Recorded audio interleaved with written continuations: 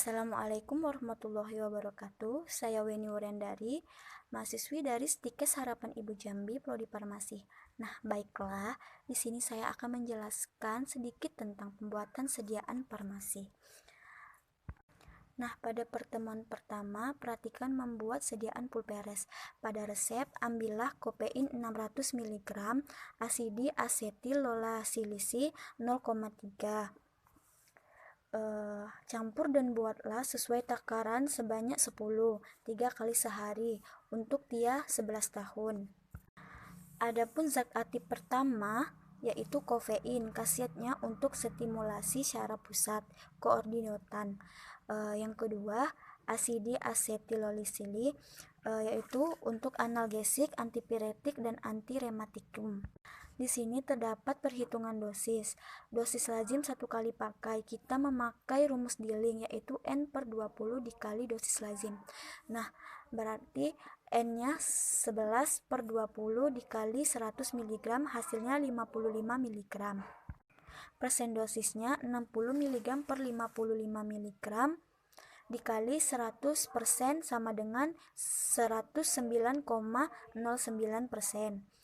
Dosis lazim 1 hari yaitu 11/20 dikali 300 mg, hasilnya 165 mg. Persen dosisnya 60 mg per 160 mg dikali 3 karena dia mintanya 3 kali sehari ya. Lalu dikali dengan 100%, hasilnya 109,09%. Lalu dosis maksimum dari kofein 1 kali pakainya 11/20 dikali 500, hasilnya 275 mg. Persen dosisnya 60 mg per 275 mg dikali 100%, hasilnya 21,81%. Lalu DM 1 harinya 11/20 dikali 1500 mg, hasilnya 825 mg. Persen dosisnya 60 mg dikali 3 per 225 mg dikali 100%, hasilnya 21,81%. Lalu perhitungan asidinya, DL 1 kali pakai N/20 dikali DL yaitu 11/20 dikali 500 mg, hasilnya 275 mg. Lalu persen dosisnya 300 mg per 275 mg dikali 100%, hasilnya 109,09%. 1 harinya 11/20 dikali 1500 mg, hasilnya 825 mg. Persen dosisnya 300 mg per 275 mg dikali 100% sama dengan 109,09%. Lalu DM 1 kali pakainya 11/20 dikali 1000 mg, hasilnya 550 mg. Persen dosisnya 300 mg per 550 mg dikali 100%, hasilnya 54%. 1 hari 11/20 dikali 8000 mg, hasilnya 4400 mg. Persen dosisnya 300 dikali 3 per 4400 dikali 100% sama dengan 20%. Nah, di sini ada perhitungan bahannya. Kofein 60 mg dikali dengan 10 bungkus karena dia diminta sebanyak 10 bungkus ya. Jadi hasilnya 600 mg. Asidi asetil 0,3 dikali dengan 10. Hasilnya yaitu 3 gram.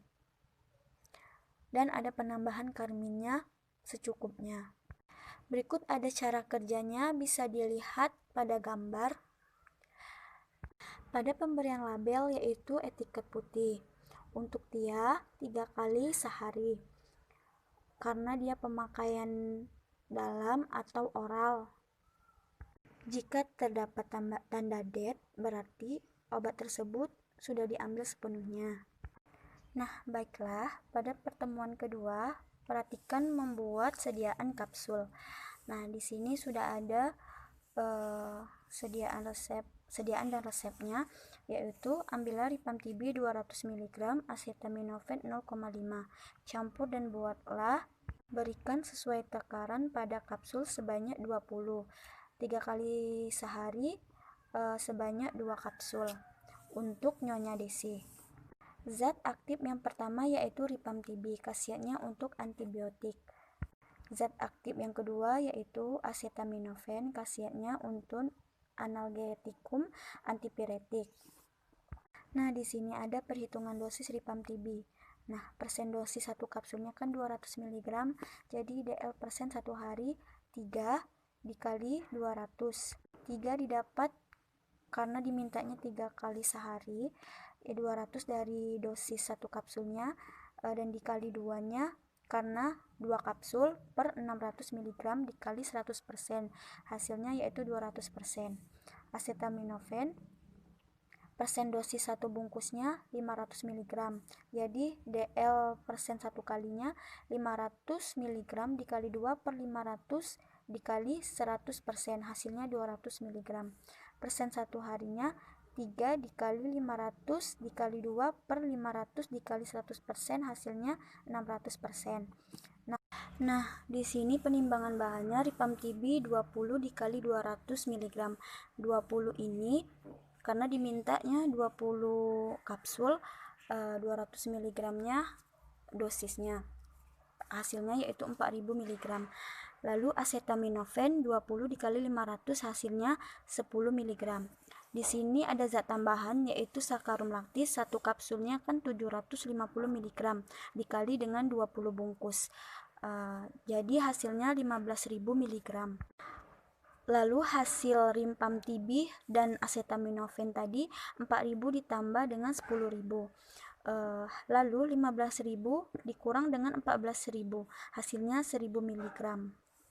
Adapun cara kerja pada gambar bisa dibaca, dan pemberian label etiket yaitu berwarna putih, artinya obat oral. Untuk Nyonya Desi 3 kali sehari 2 kapsul. Jika ada label date, berarti sediaan sudah diambil sepenuhnya. Nah, pada pertemuan 3, perhatikan juga masih membuat sediaan kapsul. Ambillah iodibromidum 2,5, ephedrine HCl 0,1. Campur dan buatlah pulveres sesuai takaran dengan kapsul sebanyak 20. 2 kali sehari sebanyak 2. Pada zat aktif pertama yaitu iodibromidum, khasiatnya untuk sedatifum. Yang kedua ephedrine HCl, yaitu untuk simptomimetikum. Adapun perhitungan dosisnya di sini ephedrine HCl, persen dosis satu kapsulnya 100 mg, DL satu kali pakai 100 mg dikali dengan 2 per 10 mg dikali 100%, hasilnya 2000%. Persen satu harinya 2 dikali 100 mg dikali 2 per 50 dikali 100%, hasilnya 400%. Lalu DM satu kali pakainya 2 dikali 100 per 50 dikali 100%, hasilnya 400%. Persen seharinya 2 dikali 100 dikali 2 dikali 100% per 150 sama dengan 400%. Di sini kita menurunkan dosis ephedrine HCl menjadi 25 mg. Persen DM satu kali pakainya 2 dikali 25 mg per 50 mg dikali 100%, hasilnya 100%. Persen seharinya 2 dikali 25 dikali 2 per 150 dikali 100%, hasilnya 100%.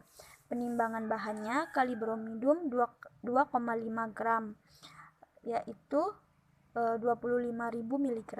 Ephedrine HCl 25 mg satu bungkusnya, sama dengan 25 dikali 20 bungkus, jadi hasilnya 500 mg. Kapsulnya kan bobotnya 750 mg, jadi dikali 20 hasilnya 15.000. Lalu SL 15.000 dikurang sama dengan 2.500 dan 500 tadi ditambah, jadi hasilnya 12.000 mg. Di sini ada cara kerjanya bisa dibaca. Lalu label pemberian etiketnya berwarna putih karena pemberian oral, jadi 2 kali sehari dan 2 kapsul. Nah, di pertemuan keempat, perhatikan membuat pulperes. Ambillah kodein 0,300, dextromethorphan HBr 0,075. Campur dan buatlah pulperes sebanyak 15 3 kali sehari per 1 bungkus untuk Ardi usia 5 tahun. Nah, zat aktif yang pertama yaitu kodein, khasiatnya untuk antihistamin. Zat aktif yang kedua yaitu dextromethorphan, khasiatnya untuk antitusipum. Di sini ada perhitungan dosisnya. Menurut usia, kodein DL 1 kali pakainya karena kita memakai rumus Young karena usia anak di bawah 8 tahun. Jadi N per N tambah 12 dikali DL. Jadi di sini umurnya 5 tahun, jadi 5 tahun per 17 dikali 20 mg hasilnya 5,88 mg. Satu harinya 5 per 17 dikali 60 mg sama dengan 17,64 mg. Persen 1 kali pakainya 20 mg per 5,88 mg dikali 100% hasilnya 34,13%. Persen 1 harinya 60 mg per 17,64 mg dikali 100% hasilnya 34,13%. DM 1 kali pakainya 5 per 17 dikali 60 mg hasilnya 17,64 mg. Satu harinya 5 per 17 dikali 300 mg hasilnya 88,23 mg. Persen 1 kali pakainya yaitu 20 mg per 17,64 mg dikali 100% hasilnya 113,37%. Persen 1 harinya 60 per 88,23 mg dikali dengan 100% sama dengan 68%. Lalu dextromethorphan HBr-nya DL 1 harinya 5 per 17 dikali 30 mg hasilnya 8,82 mg. Persen 1 harinya 15 per 8,82 mg dikali 100% hasilnya 170,06%. Adapun penimbangan bahannya di sini kodein 0,300 gram dikali dengan 1000 dibagi sama dengan 300 mg lalu dibagi dengan 15 karena dia 15 bungkus hasilnya 20 mg per bungkus ya. Lalu dextromethorphan HBr 0,075 gram dikali dengan 1000 sama dengan 75 mg dibagi dengan 15 bungkus tadi sama dengan 5 mg per bungkus. Di sini ada juga cara kerjanya bisa dibaca ya. Dan label pemberian etiketnya berwarna putih 3 kali 1 sehari per bungkus. Pada pertemuan kelima, di sini perhatikan membuat effervescent. Nah, ambillah natri bikarbonat 3,5, asam sitrik 2,5, asam askorbik 1, glukosa secukupnya. Campur dan buatlah pulperes effervescent sesuai dengan takaran sebanyak 10. Jika perlu untuk tuan medi. Ada zat aktif pertama natri bikarbonat, khasiatnya untuk antisidum, asam sitrik untuk zat tambahan, asam askorbik, antiskorbat, glukosa, origenikum. Nah, di sini tidak ada perhitungan dosisnya ya. Kita lanjut ke penimbangan bahannya. Natri bikarbonat 3,5 gram dikali dengan 1 gram per 7 gram hasilnya 0,5 gram. Asam sitrik 2,5 gram dikali 1 gram per 7 gram sama dengan 0,35 gram. Asam askorbik 1 gram dikali dengan 1 gram per 7 gram sama dengan 0,14 gram. Glukosa 1 gram. Lalu hasil natri bikarbonat, asam sitrik dan asam askorbik tadi dijumlahkan ya, hasilnya 0,99 gram. Lalu 1 gram dikurang dengan 0,99 gram, dapatlah hasilnya 0,01 gram. Lalu natri bikarbonatnya 0,5 gram dikali dengan 10. Karena permintaannya sebanyak 10, dan hasilnya 5 gram. Asam askorbik 0,14 gram dikali dengan 10 hasilnya 1,4 gram. Asam sitrik 0,35 gram dikali 10 sama dengan 3,5 gram. Glukosa 0,01 gram dikali 10 sama dengan 0,1 gram, yaitu hasilnya 10 mg. Cara kerjanya juga bisa dibaca pada gambar. Nah, pemberian label juga etiket putih karena pemakaian oral ya. Untuk Tuan Medi 3 kali sehari. Nah, pada pertemuan ke-6 perhatikan membuat sediaan salep, yaitu ambillah Zn 1 unguentum asidi benzoate asidi salisil 25 untuk pemakaian luar, pro andi atau untuk andi ya. Lalu pada zat aktif pertama Zn khasiatnya untuk antiseptikum, unguentum asidi benzoate anti jamur, dan asidi salisil untuk anti fungi. Pada penimbangan bahan, unguentum asidi benzoate itu zat aktifnya terdapat asidi benzoici, asidi salisilici, lanolin, dan paselin plapum. ZNO dilebihkan 20%, jadi 20/100 dikali 1 sama dengan 0,2 ditambah 1 hasilnya 1,2 gram. Lalu benzoatnya 30/100 dikali 5 hasilnya 1,5 gram. Salisil 30/400 dikali 5 hasilnya 1,5 gram. Lanolin 30/100 dikali 45 sama dengan 13,5 gram. Lanolin terdapat air 25% dan ADEPS 75%. Air 25/100 dikali 13,5 dan dapat hasilnya 3,375. ADEPS Lanae 75/100 dikali 135 dapat hasilnya 10,125 gram. Terdapat cara kerjanya bisa dibaca dan label pemberian etiketnya berwarna biru karena dia untuk pemakaian luar. Pada pertemuan terakhir, perhatikan masih membuat salep. Nah, ambillah cetaceum 12,5, seraalbi 12, parafin liquid 56, natri tetraboros 0,5, aquades 19 ml. Untuk Tuan Deni. Di sini ada penimbangan bahannya. Cetaceum 20/100 dikali 12,5 hasilnya 2,5 ditambah 12,5 hasilnya 15 gram.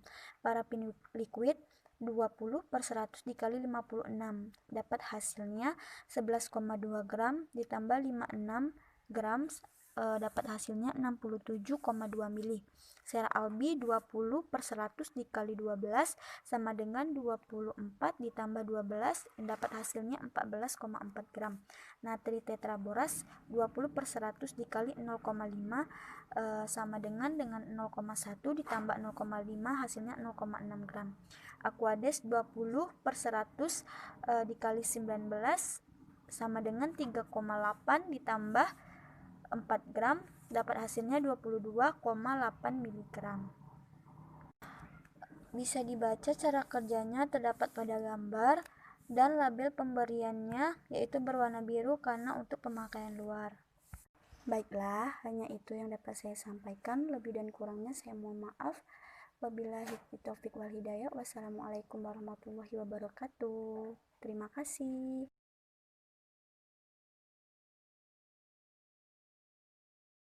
Saya Winda Anggraini akan menjelaskan pertemuan 8 resep 1 yaitu tentang suspensi. Di situ telah ada resepnya, fungsi khasiat masing-masing bahan yaitu sulfurprasib sebagai statisida, pemberiannya sebuah amort, hablur sangat halus warna kuning pucat tak berbau tak berasa. Yang kedua yaitu ada campur anti iritan, pemberiannya hablur, tidak berwarna, bau khas, rasa pedas, aromatik. Yaitu PGA, suspending agent, pemberiannya serbuk putih atau putih kekuningan, tidak berbau. Untuk penimbangan bahan dilebihkan 20%. bisa dilihat pada gambar. Cara kerjanya yaitu timbang semua bahan, masukkan PGA ditambah aqua rosarium, gerus homogen dalam lumpang terus sisihkan. Setelah itu tetesi spiritus ke dalam lumpang ditambah campur gerus sampai larut.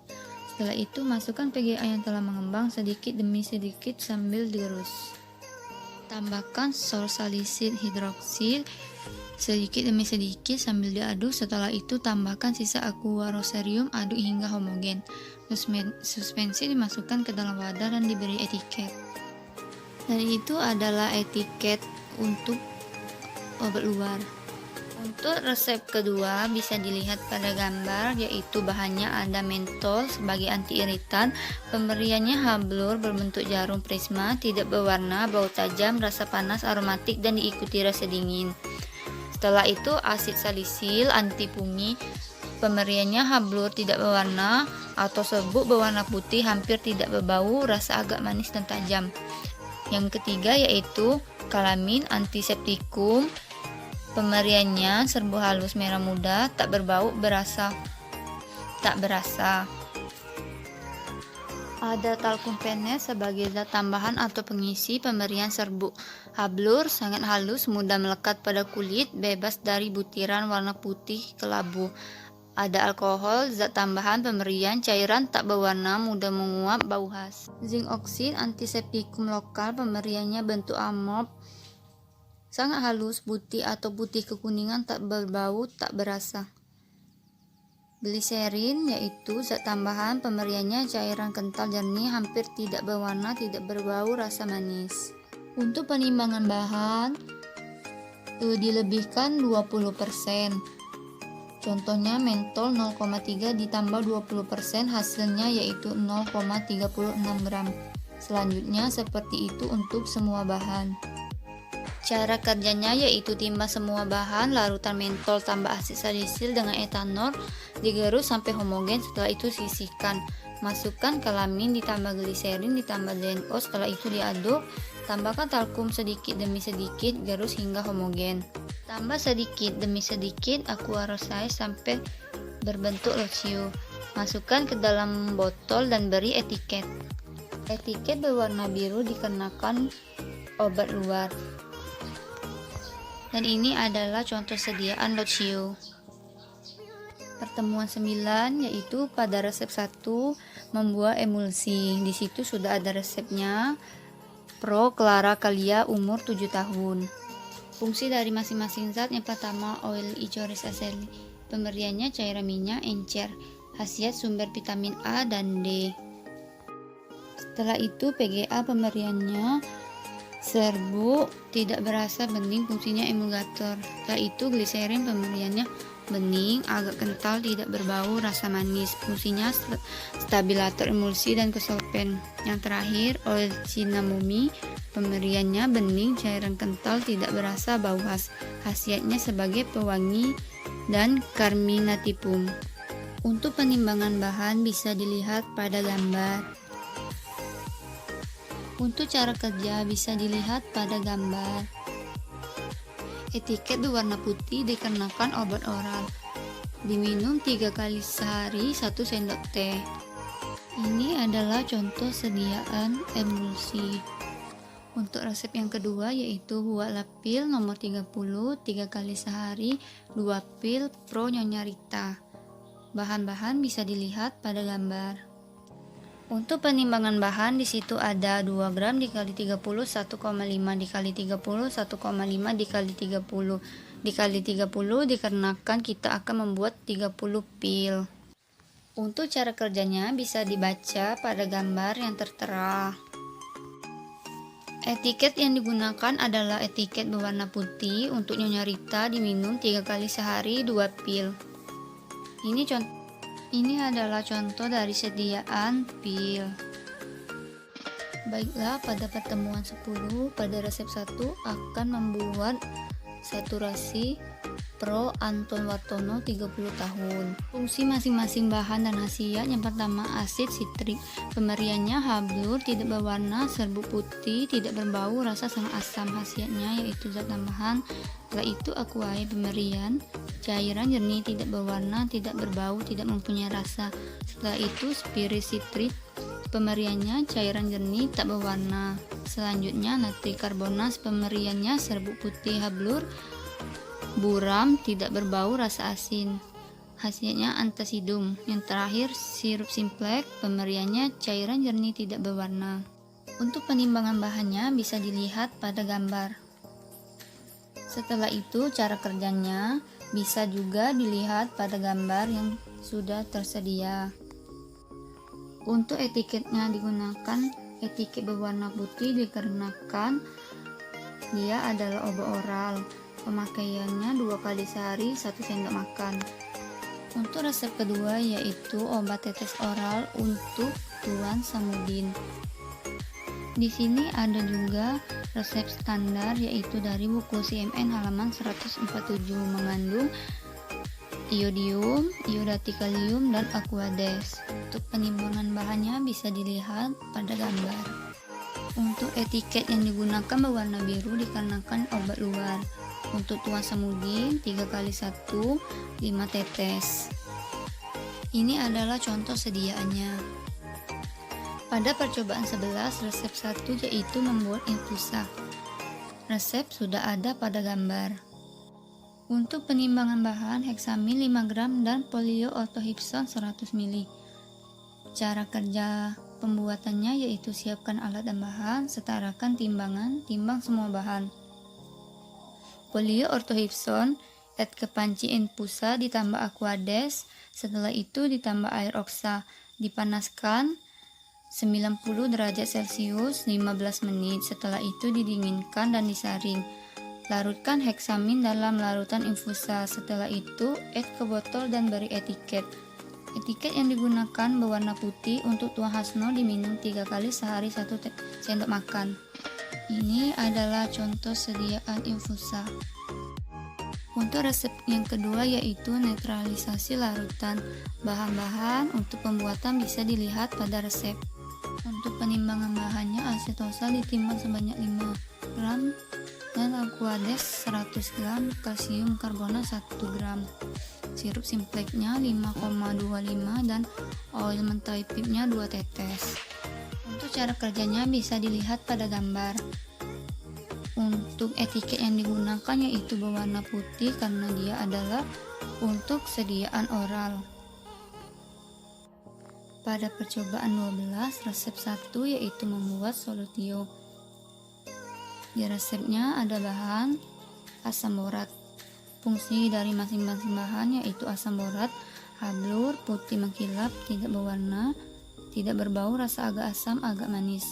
Aquades putih, jernih, tidak berbau, tidak berasa sebagai pelarut. Untuk penimbangan bahan, asid borit sebanyak 24 gram. Cara pembuatan, timbang semua bahan, siapkan alat dan bahan. Asid borit dimasukkan ke dalam lompang, ditambah aquades 60 ml, dipanaskan.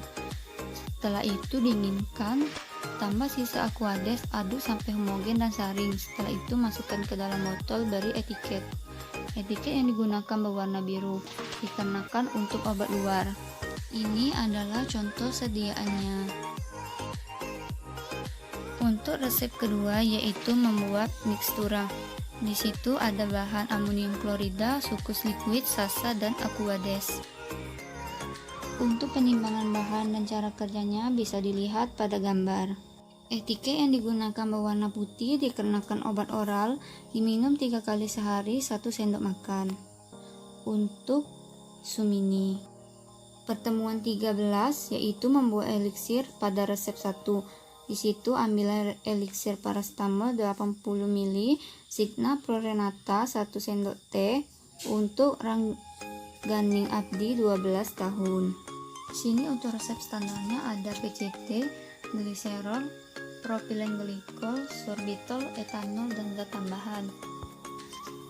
Untuk penimbangan bahan diambil dari konversi PCT yaitu pada resep standar 120/5 dikali 80.